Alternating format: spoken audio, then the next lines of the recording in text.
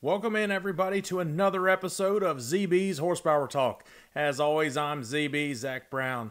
We got another good one for you today. A lot to go over. Another round of the playoffs has just begun in NASCAR playoffs. One driver secured his position in the championship for the World of Outlaws. Gets a race in after a little bit of racing against Mother Nature. And NHRA one step closer to crowning a champion in all four series. So let's get into it.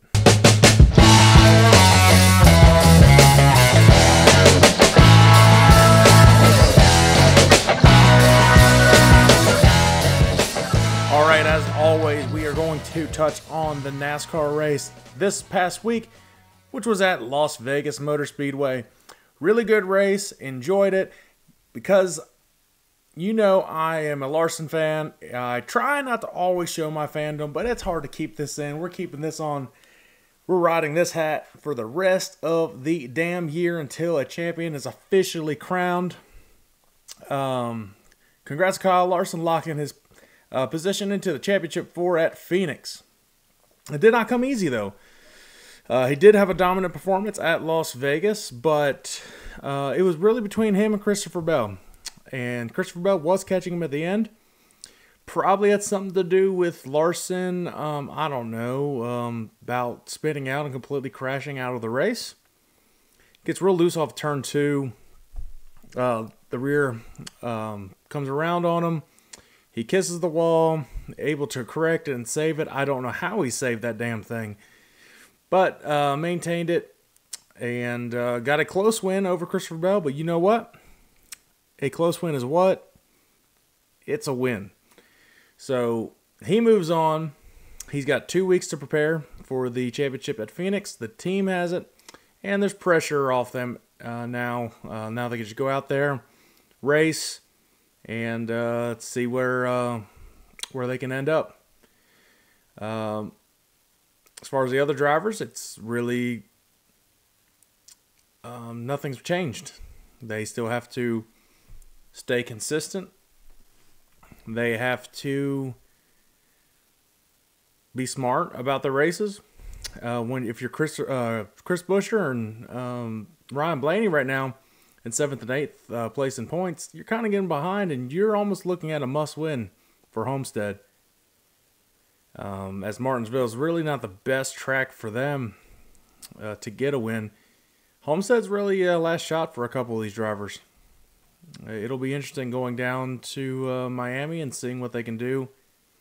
Really enjoy this track coming up. We'll dive into that with my dad later on in the other segment. But yeah, definitely looking forward to that. The Xfinity race, kind of an upset. The hometown kid, Riley Herbst, gets the win. And John Hunter Nemechek extends his point lead a little bit. And Justin Allgaier's still in second place in the points. So nobody's locked themselves into Phoenix yet. So Homestead is kind of wide open. The top 8 can do... can really shake things up. Having a non-playoff driver win definitely makes it that much more competitive heading into this weekend. Yeah, but good racing. Las Vegas put on great shows. Definitely enjoy these mile and a halves with this package. They've got that right at least. A lot of stuff they've obviously struggled on. But this is one thing that NASCAR has definitely got right with this package. Hopefully, it'll eventually transition into good racing with the short track. Hopefully next year. Kind of disappointing that the short track can't get it right. But we'll see. I mean, we got a couple more weeks until short track hits. Before we continue, got to give a big shout out to one of the partners on this show, W Energy. If you're looking for some clean energy to get you through the day and without the crash, without the jitters, very natural, very clean ingredients, go check out W.GG. Use my promo code ZBHP, get 10% off your order. Great flavors there. I've been on a blue raspberry kick with their big energy tiers lately, but they've got all sorts of stuff. They've also got hydration supplements as well to get you through any workouts that you may have. So w.gg, use my promo code ZBHP. W Energy, be better. Back to the show. Going over the NHRA drag racing out in Texas, which is looking like it is the last race at that Texas Motorplex. I actually got a pick right. I actually did well with picks this weekend. Leah Pruitt gets the win in Top Fuel. I knew it was a matter of time. She's been right on the heels of picking off some wins. And now with that win, she takes over the points lead in Top Fuel with 2 races left. So it gets very, very, very interesting right now. Matt Hagan wins the funny car. Erica Enders extends her point lead in the Pro Stock series. In Pro Stock Motorcycles, Gage Herrera also extends his lead and almost cementing his championship for the year, unless something catastrophic happens. But congrats to all those winners, and actually pulling up the point standings right now, and we'll get the exact. So Leah has taken the lead by 4 points now over Doug Coletta, and only 13 points over Steve Torrance. So it's neck and neck right now with 3 drivers heading in for 2 more races. The Funny Car Series, Matt Hagan has now taken the lead over Bob Tasca after a lackluster performance by Bob Tasca out in Texas. So Matt Hagan takes over the lead, and now he leads actually by a good bit, by 36 points, after Tasca had a decent lead. And Robert Height still is in third. And going into, like I said, the Pro Stocks, Erica's just extending her lead. She's 85 points ahead of Greg Anderson. 2 races left. Anything can happen. But looks like she's looking to get another championship for Pro Stock. And Gage, like I said, he's got a 156-point lead over Eddie Krawick right now. So I'd be shocked if Gage loses that championship lead. But I mean, there could be anything that happens, any type of failure with the engines, anything. We saw Angie's wreck. Something obviously broke in that. You just don't know what could happen, but seemingly it's a wrap for that series. But the rest of it, it's exciting. Gearing up for 2 more great racing events for drag racing. We'll preview that next week when they go back to it. They get a week off again. Definitely gearing up to be one heck of a season finale. I guess we'll talk about World of Outlaws real quick. The World of Outlaws had to battle some rain. They were able to get the race at Lakeside. And Donnie Schatz, who starts on the front row, he falls back and looks like he's seemingly out of the race, but he shoots up through the field out of nowhere towards the end. I guess the tires heated up, had a harder tire on it, and gets the win. Gets a big-time win. It's been a little while since he's won, so good on Donnie Schatz. From now on, I'm going to be posting the power rankings on my the social platforms. So on the YouTube channel will be a post of the power rankings, and on the Facebook page and the Instagram page as well. So be on the lookout for that. And as it continues to evolve and be a more fluid list, yeah. So I think it's that time. I think it's time to dial up my dad, bring him in, let's preview some racing action this weekend with NASCAR and the World of Outlaws. So let's bring in my dad, Jeff Brown, to Crew Chief Corner, a segment presented by Lickety Lou's All-Purpose Booyah Sauce.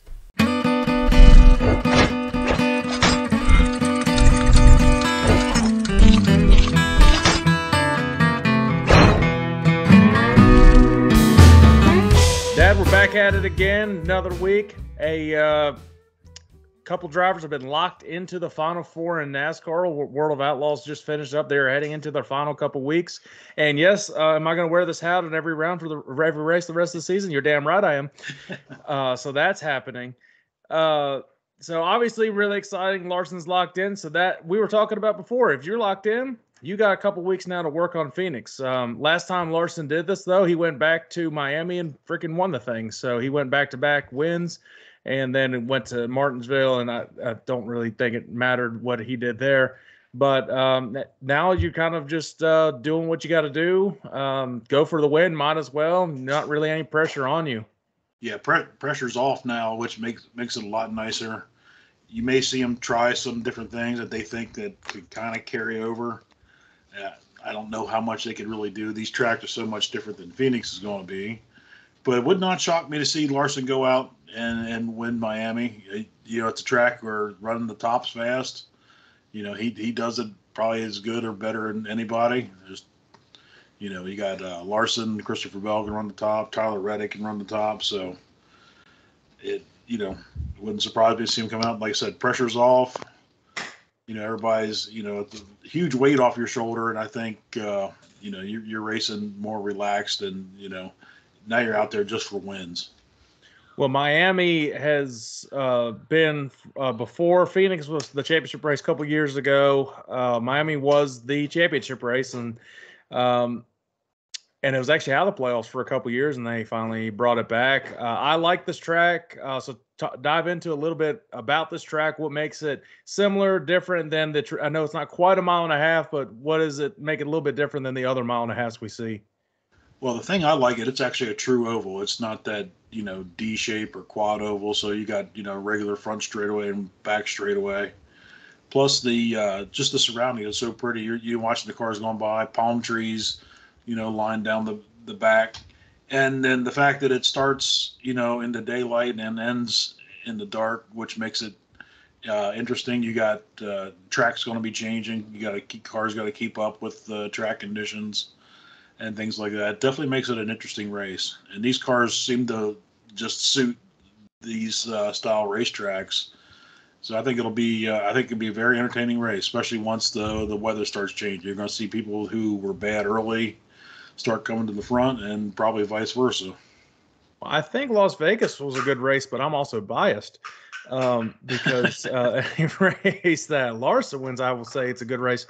But yeah, it was just, I mean, it was better than they have been with the other generation cars in the past, because somebody would always get a lead and by 8, 9, 10 seconds, and then it's just boring and it's a snooze fest. But especially with the stage breaks and the way they have been broken down, a lot of people have been skeptical about stages, but I like them. I think it adds another element of excitement to it. Yeah, sorry, people. It's 2023. We're not in 1995 Winston Cup anymore, so get over it and just get with the program. This is what it is now. I mean, it's different than it used to be, but you're not going to go back to it. And I think it's just added another element of excitement to the races, and they've been good. Yeah, the thing that's different, these cars are so reliable anymore. You hardly ever see any engine failures and things where a lot of cautions are going to come out. So the stage break, you got to have some cautions, otherwise you're going to get those, you know, humongous leads and it'd be a boring race. So I do think it's better with the stage racing. I'd rather see the tires fall off more than at a lot of tracks than they normally do. I think that makes it, you know, green flag pit stops can make things interesting, and you do a lot of that, then sometimes that causes cautions. Well, speaking of the tire fall off, we saw that at Las Vegas. The right rear tires kept blowing out on tons of cars, costing people the races. It was, I don't know if it was the car Hoosier Goodyear brought, or if it was the racetrack, or the way certain cars were set up. Yeah, I think it's mostly the setup. And they were different manufacturers too, so it wasn't just like focused on one. So it was kind of unique there. You haven't seen a whole lot of tire issues this year like that, besides people forgetting to screw on that lug nut and it falls off. Yeah. But yeah, that could come into play if it's a similar tire they bring to Homestead, I would think. Yeah, you know, you say it's different manufacturers, but essentially those cars are all the same. And so I think it just comes down to the setup. You got some of the guys that are tilting the camber in.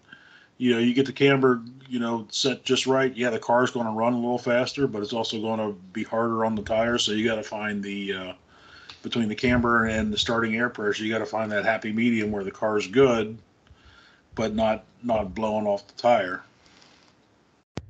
Well, Homestead has all 3 series this weekend racing. The trucks are back in action. This is their final race of the round of 8, and then they've got a couple weeks off, and they go to Phoenix. So this is pretty much all, for all the marbles. Corey Heim has moved on, and there's 3 spots left, and definitely going to make for an interesting race for sure. I think you'll see restarts once again be pretty crazy in the truck series. Yeah. You might not see very long green flag runs like you have not seen. So it's Corey Heim, Hocevar, Christian Eckes, and Nick Sanchez are in right now, but there's not much of a buffer between after you get from second place to fifth. So if Zane, Majeski, Ben Rhodes, Enfinger, any one of those wins and knocks out that one person. So it's really anybody's race going into this one. Yeah, I think you're going to see a lot of real hard racing, very little give and take in this one. I mean, this is it. You got to, especially the cars that are the trucks that need to win to advance. So this is the last shot for that, I think. And they run, I think you said it was like at noon. It's going to be pretty hot down in Miami. That sun's going to be out. They're going to be slipping and sliding as it is. I'd be prepared for a lot of caution flags.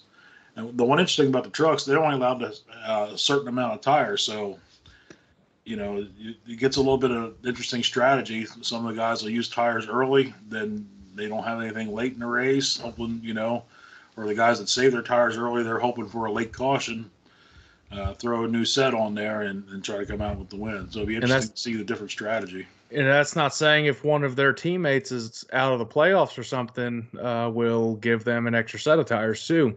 We've seen that done. I don't think they can do that anymore. Oh, well, that's dumb. Yeah, they used to be like if you had a teammate dropped out, you could go get their tires. But I think, you're allowed, 4 or 5 sets, and that's it. No matter where they come from, you can't get any more.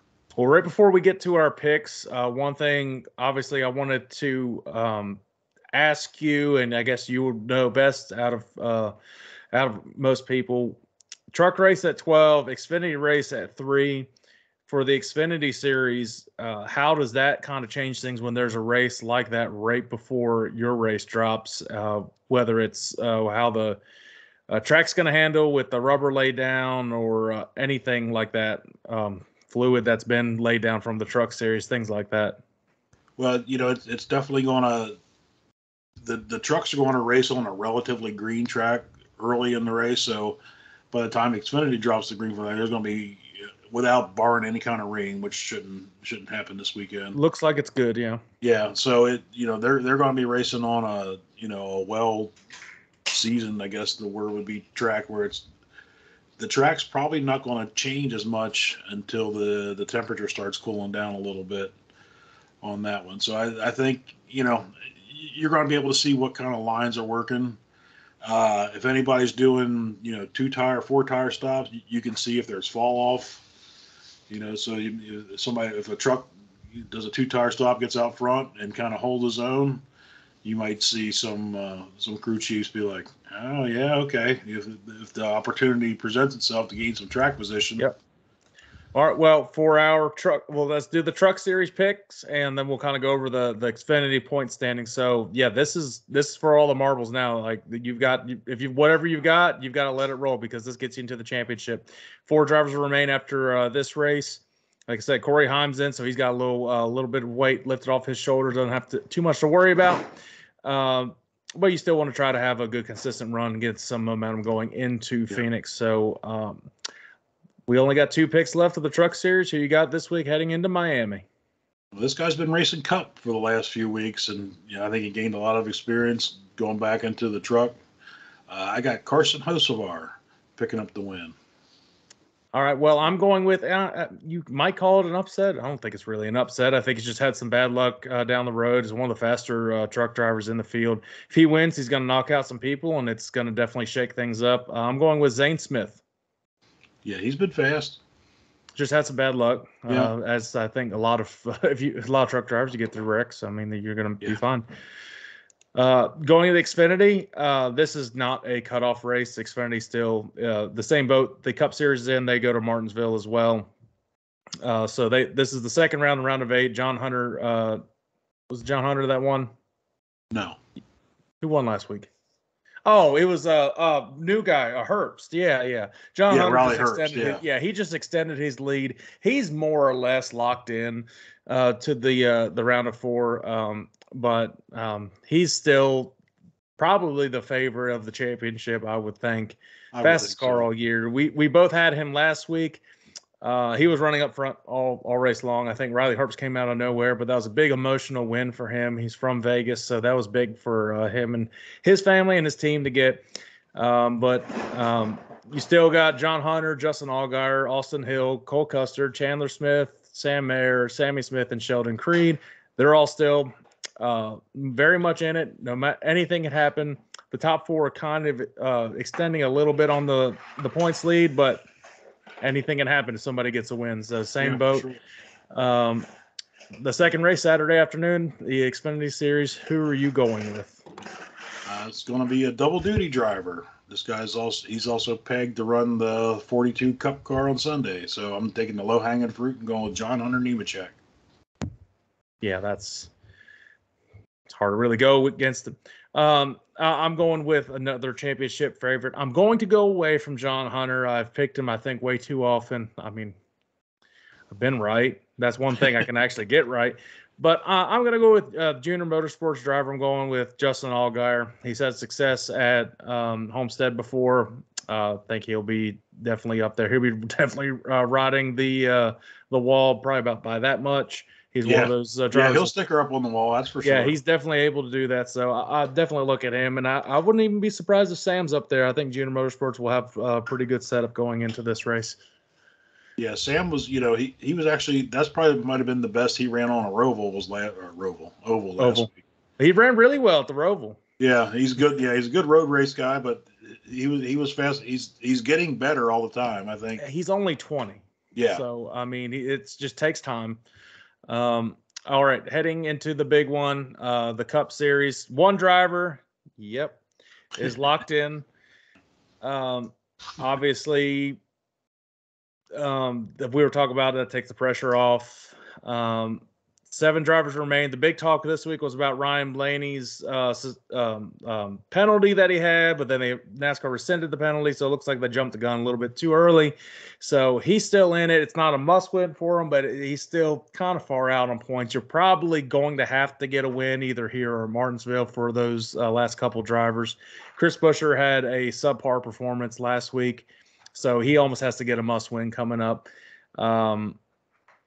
But yeah, looking at the Cup race on Sunday, who potentially locks it into the round of 4, or just a kind of a sleeper driver outside the playoffs. Yeah, like I said, wouldn't shock me to see Larson go out and dominate that race.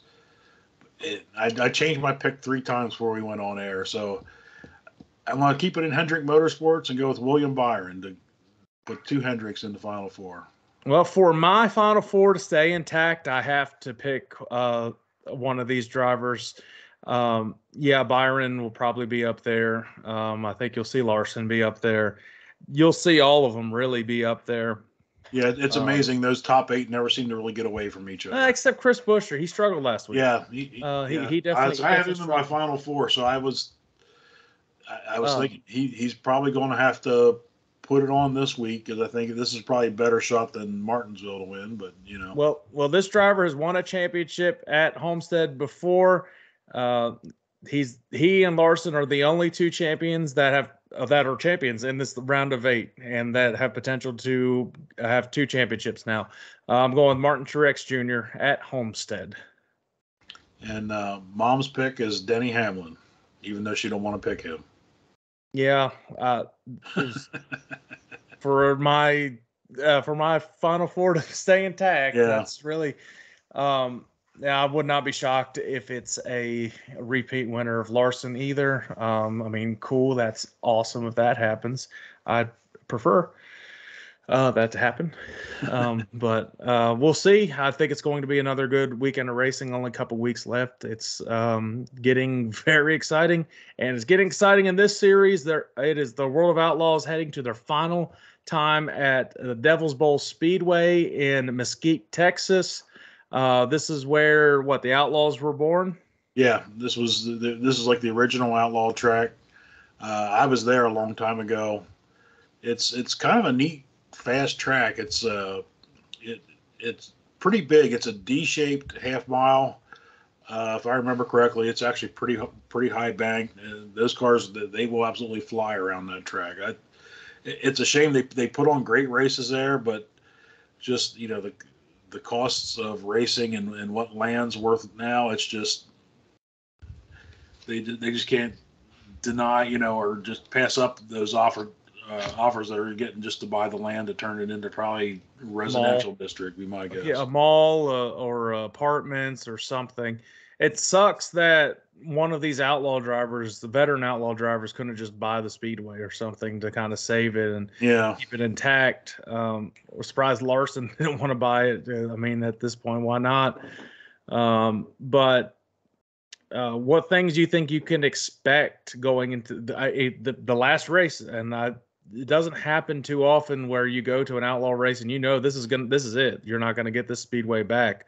I don't know if you've had that experience where you've gone to a track and it was the final race at that track, but especially for the veteran outlaw guys, I'm sure it means a little bit more.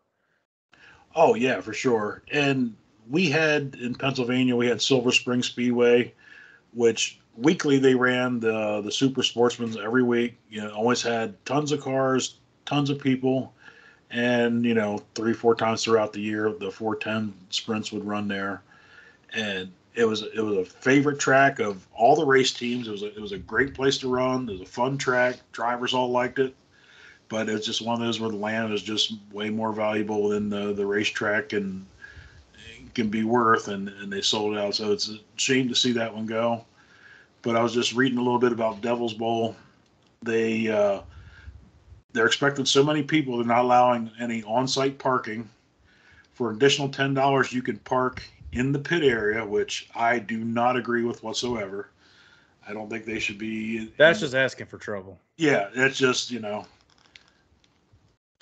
So they're it's going to be, my guess it's going to be a standing room crowd only. It's going to be like a major event. It's a shame to see that one end. Hopefully, I'm going to assume they're going to go all out and try to have the track prepped. The one thing about Devil's Bowl being down there in Texas, the track can get pretty dry. Sometimes you can get rubber laid down. So that's one of the things to watch for, especially the second night. Yeah. Yeah. They went there in the spring this year. I would assume Texas is a little bit different in the fall time, especially you're going into about mid-fall right now, and the track conditions are definitely going to be way different. And they only raced one race there earlier, so you got back-to-back nights at Devil's Bowl. Yeah. Yeah, I think, I definitely think the track's probably going to be a little slicker the second night. And, depending, and I don't know if they are having support divisions or not. I hope they don't. But final race, they may have some support divisions. So if they have that, I expect to see some rubber being laid down. Then it's whoever finds the rubber first is probably going to win. All right, back-to-back nights. The defending winner, not of this race, just of the last race here, was the Aussie himself, James McFadden, and he did a nice little shoey in victory lane. So I don't understand those crazy Australians, but whatever. If you want to get some sweaty, stanky beer in your mouth, you can go ahead and do that in victory lane, I guess. But Friday night, we're talking about it, big crowd. And you might see some extra non-outlaw guys try to get a win at this track for the final time. So for Friday night, who are you looking at? Yeah, wouldn't surprise me. My guess is Rico's probably going to be down there running. I don't know if you're going to get many of the other guys to come down to Texas or not. But we were talking about, you mentioned about, the veteran outlaw guys. I'd say as far as current drivers, this is the most veteran driver we got. I think he's going to pick up one of the wins. I got him picked for Friday for Donnie Schatz. He came out of nowhere this last race. He started on the front row and went straight back. I was like, wow, he sucked. And all of a sudden, here he comes. Yeah, it's like the tire just started heating up at the right time and got rolling. I'm going with the defending winner. Why not? Let's get the Aussie guy in victory lane again. Let's have him do a shoey and get some nasty beer up in the crowd again here again. So, yeah, James McFadden, going him on Friday night. And Saturday night, probably going to be a little bit of slicker racetrack, I would assume. So who are you looking at for that one? I thought about a shot sweep, but it just doesn't seem to happen very much in the Outlaws. So we're going to go with the Outlaw point leader, Brad Sweet. He's gonna be top 5 both races. So they don't actually have the updated version from after the last race. So I'm curious to see what the points lead is now. It's probably right about the same because he and Gravel they were one spot apart. Yeah, they can't. They just cannot get away from each other, which is hurting Gravel more than Brad Sweet. Yeah, Gravel's like, what do I got to do? He's like, I'm going with a he runs third. I'm going to go with a Toyota Sweet. I'm going with the 83 Junior Buddy Kofoid. That would be Saturday night. Something. Yeah, Toyotas are looking good, and it's kind of like how it was with NASCAR. I think they start off real slow, didn't really understand what was going to be happening with it. As they get more and more experience, they get better and better, and they are really fast cars, and they've got something hooked up now. And I don't know, it's got a weird feeling that those two might mix it up. I think it's the first time I didn't pick either David Gravel or Brad Sweet. So I'm just trying to take a little bit of dark horses here on this. There you go. Why not? Well, before we wrap it up, I texted you earlier today, and I saw this video, and I think it's just looking forward to next year. Nothing's been confirmed yet, but the SRX series was testing at the dirt track at Charlotte. The track looked phenomenal. The conditions looked great. Those cars looked like they were just rolling around there. Late models put on a great show there. So if they choose that track, I think that would be a very smart move. Yeah, I think that'd be huge. And it's smart for them. SRX based out of Mooresville, so it's local track. And that dirt track doesn't get used throughout the year enough. I don't know why they don't put on more shows there, have some different things, but I think they would draw a good crowd there. They got the stands to hold enough people. I think that would be a smart move to get the SRX. Yeah, it holds over. Wouldn't surprise me to see a Cup driver or two hop in that. It holds over 10,000 at least, I believe. Yeah. I think I want to say 12,000. That number just pops in my head when I think of that. Yeah, that would be really, really cool. I'd love to see Larson wheel it, and everybody wants to see Junior wheel one of the SRX and one of these. I'd love to see Junior try a dirt track. Yeah. Just why not? And maybe even try to get Gordon to race there. I mean, he'd just have to just walk across the street to get there from Hendrick. Yeah, they don't have to go for it. That's no. You might see some of them guys just do it, but they don't have to travel and be away from home or anything. What if they could get a big name guy like Junior or Gordon or somebody? I think somebody might be having to work some off duty out there then. Yeah, I would definitely sign up for that one. All right, well, that wraps it up for this one, Dad. So if everybody like this one, like, subscribe, hit that bell to notify you when we get new episodes posted. Follow anywhere you get your podcast, all social media platforms. We got a couple more episodes left, and we got some stuff working behind the scenes. Try to see if we can get a season finale episode here in a few weeks. So until then, Dad, we'll see you next week as we get to the last race of the round of 8 with NASCAR and getting to the final races of World of Outlaws. Yep, and go Phillies. There we go. See you, Dad.